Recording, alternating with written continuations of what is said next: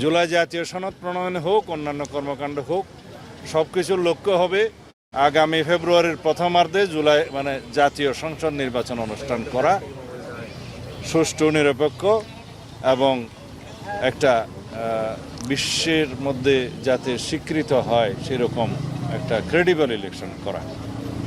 এখন সেটা করার লক্ষ্যে আমরা জুলাই জাতীয় সনদ যেটা প্রণয়ন করছি তার সাথে সম্পর্ক কি?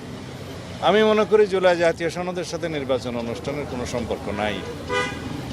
এই সংস্কার সারা জাতি চায়, আমরাও চাই। এই সংস্কার যেই দলই ক্ষমতায় আসুক বা জাতীয় সংসদে যারাই মেজরিটি পাক তাদেরকে এটা বাস্তবায়ন করতেই হবে।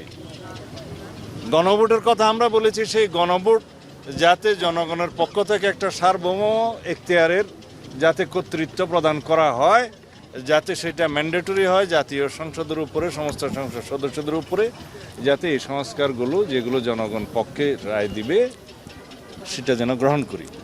কথা থাকলো জুলাই জাতীয় সনদে কি কোনো প্রশ্ন থাকবে?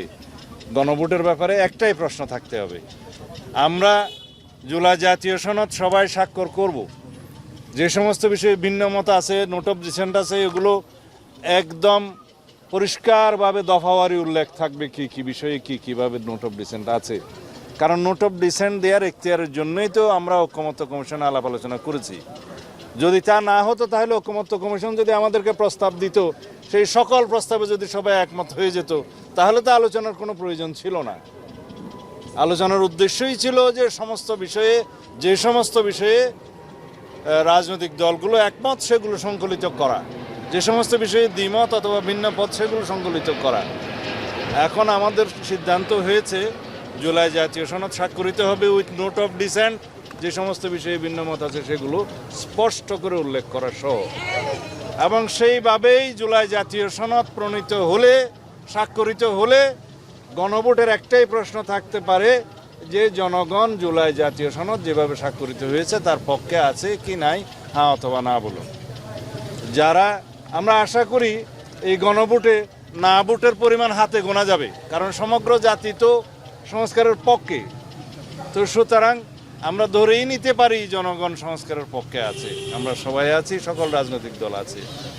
তো এইভাবে গণভোটে যেই ফলাফল আসবে তার একটা কারণ হলো যে সার্বভৌম ক্ষমতার অধিকারী জনগণ যাতে গণভোটের মধ্য দিয়ে এমন একটা এখতিয়ার কর্তৃত্ব দেয় সংসদকে, যাতে করে সেটা বাধ্যবাধকতা থাকে প্রতিপালনে, বাস্তবায়নে, এবং সেটা সাধারণভাবেই কোনো সংশোধনের মতো নয়। সেটাকেই বলা হচ্ছে কনস্টিটিউয়েন্ট পাওয়ার, গাঠনিক ক্ষমতা সেই সংসদকে দেয়া হচ্ছে। এবং সেইটার অনুবলে যখন কোনো সংস্কার বা সংশোধনী গৃহীত হবে, সেটা চাইলেও জুডিশিয়ারি তুড়ি মেরে উড়িয়ে দিতে পারবে না। এটাই হচ্ছে গণভোটের ভিত্তি।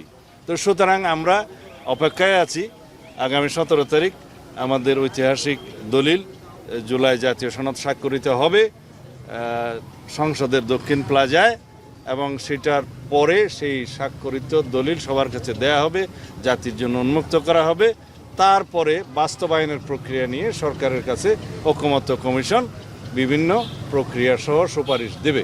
সেই সুপারিশ হিসাবে আমরা বলেছি যে গণভোটের মধ্য দিয়ে একই দিনে জাতীয় সংসদ নির্বাচনের দিন সেই সম্মতিটা নেওয়া যায়, যার মধ্য দিয়ে জুলাই জাতীয় সনদের সমস্ত প্রস্তাবগুলো যেগুলো ঐকমত্য ভিত্তিতে গৃহীত হয়েছে নোট অফ ডিসেন্ট সহ সেটা বাস্তবায়ন হবে। ধন্যবাদ।